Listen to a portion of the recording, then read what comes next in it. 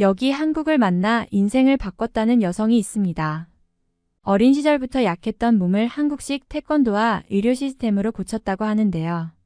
주변의 비웃음에도 불구하고 역경을 극복한 여성의 이야기, 오늘의 사연 바로 시작합니다. 안녕하세요. 저는 미국인 고등학생 알리아라고 합니다. 저는 한국 덕분에 제2의 인생을 살고 있고 불편하던 몸도 무척이나 건강해져서 성격까지 변하게 되었습니다. 한국이 없었더라면 이미 저는 삶을 포기했을지도 모르죠. 우선 저는 태어날 때에 선천성 심장병을 가지고 태어났어요. 심실중격 결손이라는 병이었고 심장의 모양이 기형인 무서운 질병이죠. 심장에는 좌심실과 우심실이 있는데 그 사이 중간에 벽이 있죠.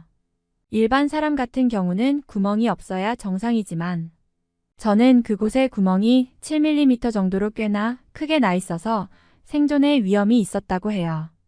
생후 2개월 이내에 수술을 하게 된다면 정상적인 삶을 살 수 있지만 만약 계속 방치를 하게 된다면 수술로 극복하지 못하게 되고 폐쇄성 폐질환인 아이젠맹거 증후군으로 악화하면서 시한부 인생을 살게 되죠.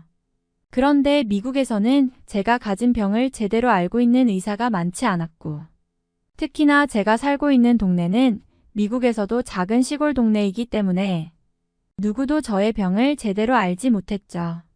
단지 저는 호흡이 가쁘고 젖을 빨기조차 힘들어했으며 심장의 이상으로 몸에 열이 나기 때문에 항상 식은땀을 흘리는 상태로 지냈다고 해요. 저희 부모님은 매일 저를 위해 기도를 드리면서 생활을 하셨지만 기도만 한다고 해서 병이 낫는 것은 아니잖아요. 몇 달을 기다려서 간신히 작은 병원의 의사에게 진찰을 맡겼을 때에 그제서야 심장에 문제가 있다는 사실을 알게 되셨다고 했죠.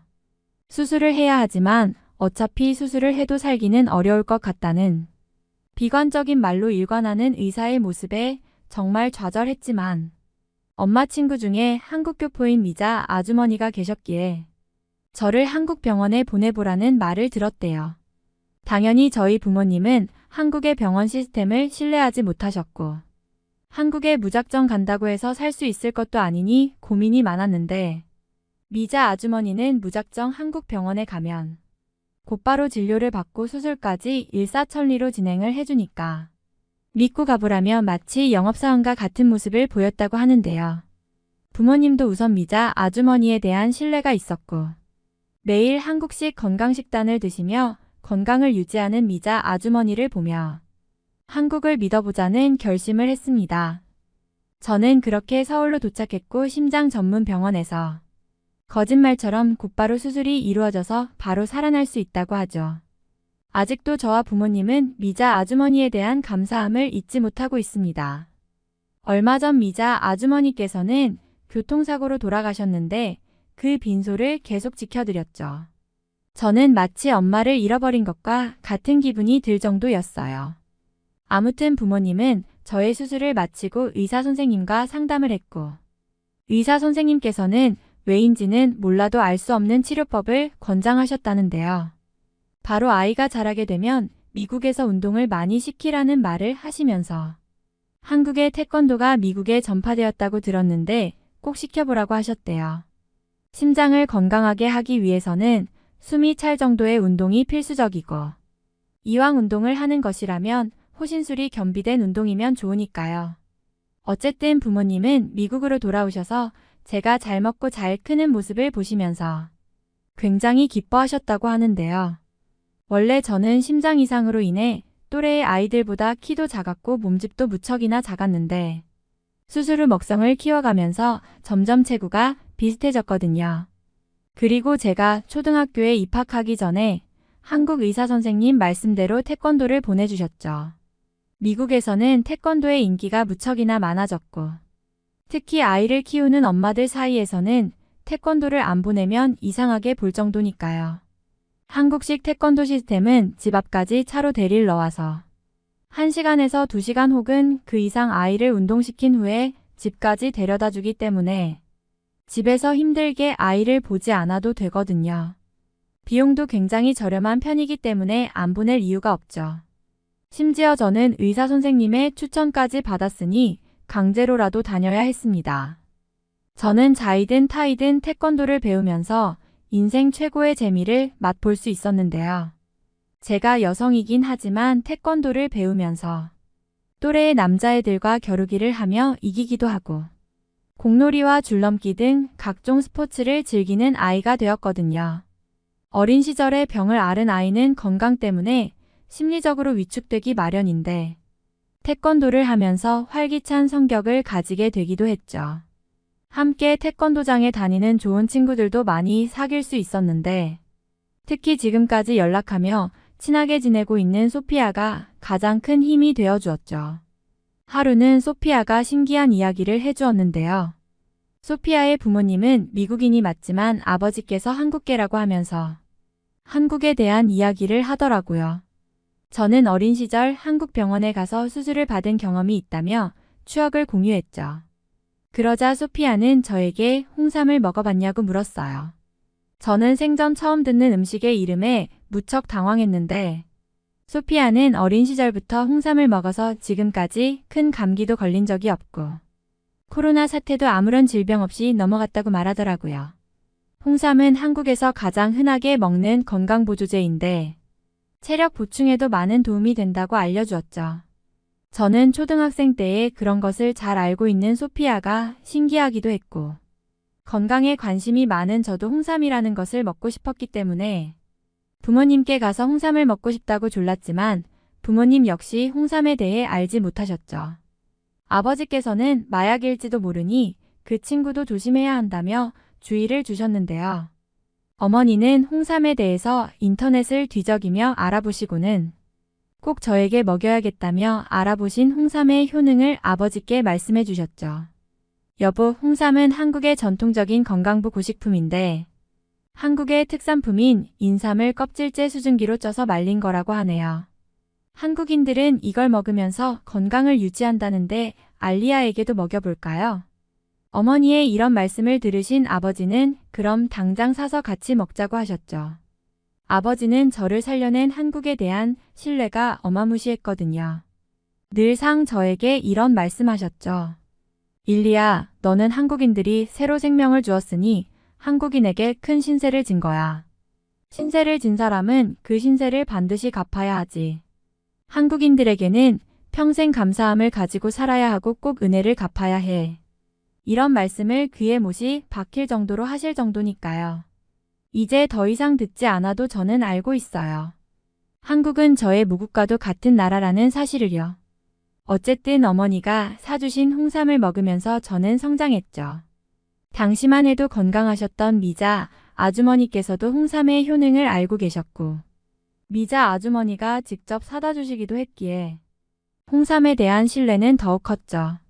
중학생 때까지도 태권도를 다니며 홍삼을 먹어서인지 그 누구보다 건강한 학생이 되었고 마라톤도 달릴 수 있을 정도로 건강에 자신 있는 사람으로 거듭났고요. 그런데 저는 한 가지 충격적인 말에 빠지게 됩니다.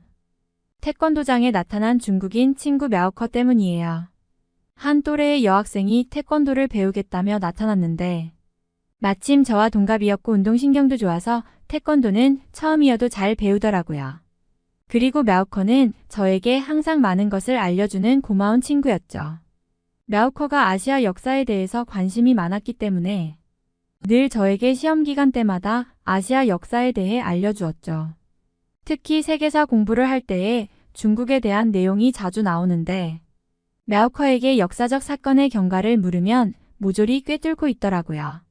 중학생인데도 이미 진로를 정해두었고 나중에 역사학자가 되고 싶다고 했으니까요. 그런데 мя오커에게는 한 가지 문제가 있었습니다. 바로 겨루기를 할 때에 상대방을 규칙도 없이 마구 가격해서 다치게 한 것이죠. 특히 자신보다 체급이 작은 남학생에게 분풀이를 하듯 발차기로 매타작을 했고 써서는 안 될 손까지 사용하면서 쓰러질 때까지 공격을 하더라고요. 너무 강하게 때리는 바람에 피멍이 든 녀석도 있었고 코피가 나는 친구도 본 적이 있습니다. 이상하게도 мя오커는 체구가 작지만 맷집이 좋고 몸이 빨라서 그런지 아무리 맞아도 아픈 티조차 내지 않더라고요. 사범님은 мя오커에게 경고를 주고 겨루기를 하지 않도록 조치했지만 쉬는 시간만 되면 자신보다 어린 학생들을 찾아가서 겨루기 신청을 하고 원 없이 공격하며 스트레스를 풀더라고요. 솔직히 мя오커의 이런 면이 무척이나 싫었고 별로였지만 그래도 태권도는 평화를 사랑하고 누구에게나 포용력이 있어야 한다고 배웠으며 мя오커에게 진 신세도 있기 때문에 굳이 멀어지려 하지 않았어요. 그러던 어느 날 저에게 아주 충격적인 이야기를 해주었죠. 태권도가 중국의 무술이라는 말을 했거든요. мя오커의 부모님께서 알려주신 내용이라 신빙성이 있다면서 태권도는 중국의 무술인데 한국이 가로채서 홍보를 하고 있다고요.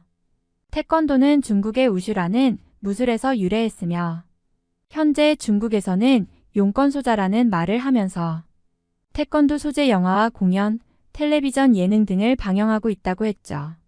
그런데 저는 절대 믿을 수가 없었습니다. 한국에서 새로운 심장을 가지게 된 저는 한국에 대한 큰 애정이 있음과 동시에 한국이라면 파트로 매주를 쓴다고 해도 믿을 정도로 신뢰가 가거든요.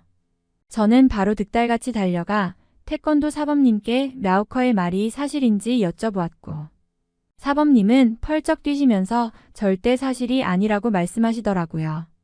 그럼에도 мя오커는 제가 먹는 홍삼 또한 중의학에서 사용하는 약재이며 한국은 먼저 유행시켰다는 이유만으로 자신의 것이라 주장하는 악마의 나라라고 말했죠.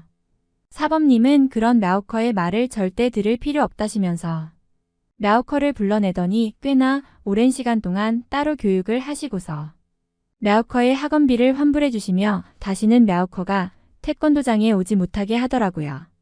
사실 저는 어디선가 듣긴 했습니다. 중국인들은 한국이 잘 나가는 모습을 바라보는 것이 가장 배 아프다고 했고 한국의 모든 것들을 중국이 빼앗으려 한다는 사실을요. 실제로 중국의 동북 공정 때문에 한국은 계속 피해를 보고 있고 수많은 역사적 사실들이 중국의 손에서 잘못 생겨나고 있다는 것까지 알죠. мя오커는 아무래도 저를 잘못 만난 듯 싶었습니다. 저는 누구보다 한국에 푹 빠져 있고 한국을 사랑하고 있으니까요. 그런데 만약 제가 한국에 관심도 없고 한국에 대한 지식이 없었더라면 분명히 꿈뻑 속아버렸을 것이고 중국이 정말 대단한 나라라고 생각했을 것이죠. 어쨌든 저는 정말 오랜 기간을 태권도에 빠져 살았고 사범님의 추천으로 크고 작은 대회에도 나가면서 상을 받기도 했죠. 태권도는 품새와 겨루기 두 종류로 나누어서 시합을 하는데 저는 품새도 잘하지만 겨루기에서 두각을 보이기 때문에 파이터 우먼이라는 별명까지 생기기도 했는데요. 부모님께서는 저를 대견해 하면서도 혹여나 다치지 않을까 염려하셨지만 태권도는 UFC와 다르게 모든 보호장구를 착용하고 겨루는 시합을 하기 때문에 다칠 위험은 거의 없다고 보아도 무방하죠.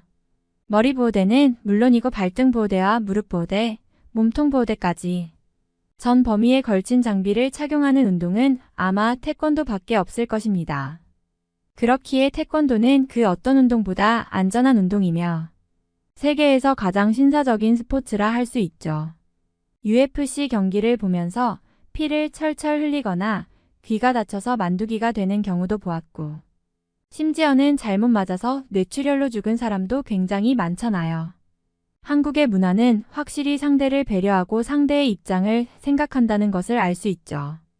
그렇게 저는 10년 동안 태권도를 다니고 있었고 저에게 심장병이 있는 줄도 모르는 상태로 평생을 살았죠. 그런데 저에게 어느 날 미국의 한 방송국에서 연락이 왔어요.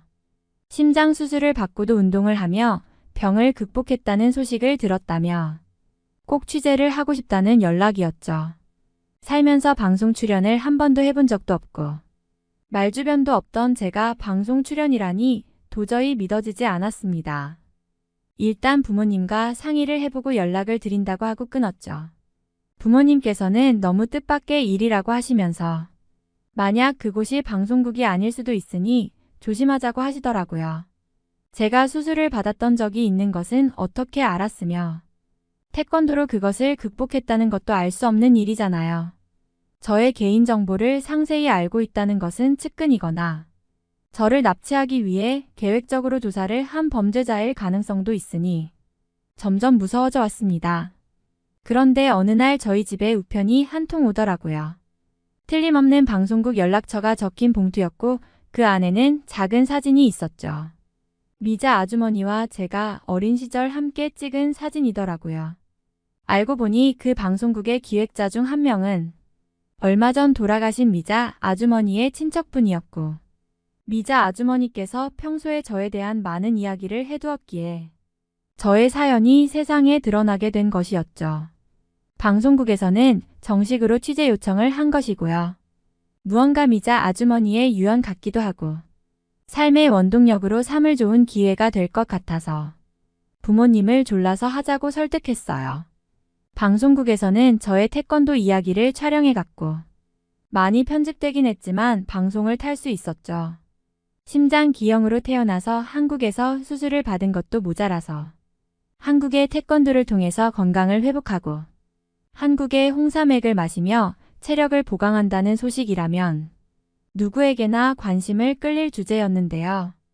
실제로 그 방송의 시청률은 꽤나 폭발적이었고 굉장히 작은 방송국의 컨텐츠였음에도 보고 기억해주는 사람이 많았기에 동네에서 저는 스타가 되었습니다. 빵집을 가도 태권소녀라고 반겨주시고 햄버거를 먹으러 가도 마치 저를 한국인이라 생각하시는 듯이 한국에 대해서 마구마구 물어보실 정도더라고요. 저는 이런 삶을 살면서 한 가지 꿈이 생겼는데요. 바로 한국에 있는 대학교의 태권도 학과로 진학하는 것이에요. 미국에서이기는 하지만 몇몇 대회에서 은메달도 탈 정도로 꽤나 실력이 있고 태권도의 실전뿐만이 아니라 이론 또한 많이 공부했다고 자부하고 있거든요. 무엇보다도 한국에서 살게 된다면 무척이나 좋을 것이라는 생각이 들었죠. 한국은 저를 살려준 나라이기도 하며 언제든지 저를 지켜줄 것 같다는 생각 때문에요. 부모님께서도 제가 세계의 그 어떤 나라로 유학 가는 것을 반대하셨지만 유일하게 허락하신 나라가 바로 한국이었어요. 한국의 치안은 경험해 보신 것처럼 무척이나 안전했고 벌써 제가 수술을 받은 지 15년이 넘었는데도 이미 한국은 당시 최첨단의 도시가 되어 있다고 했으니까요. 아무리 태권도를 했어도 여성의 몸으로 혼자 지내기에는 한국처럼 안전한 나라가 없다고도 하셨죠. 저는 태권도 학과를 졸업하고 한국의 태권도장에서 일해보고 싶기도 하고 다시 미국으로 돌아와서 한국의 문화와 태권도를 미국의 많은 청소년들에게 전파하는 일을 하고 싶어요. 제가 태권도로 건강을 지켰던 것처럼 저는 태권도로 한국의 문화를 지키고 중국의 공격에도 바로 알리고 싶거든요. 태권도를 하면서 좋은 친구들도 많이 사귀었으니 미국에서 태권도와 한국 문화를 함께 알릴 친구도 많고요. 한국의 태권도학과에 진학하기 위해서는 이번 연도 8월에 있을 국제 태권도 대회에서 좋은 성적을 받는 것이 중요한데 꼭 메달을 땄으면 좋겠네요. 이번 사연은 여기서 마무리하도록 하겠습니다. 끝까지 시청해주셔서 감사드립니다. 좋아요와 구독은 영상 제작에 큰 힘이 됩니다. 꼭 한 번씩만 눌러주세요. 감사합니다.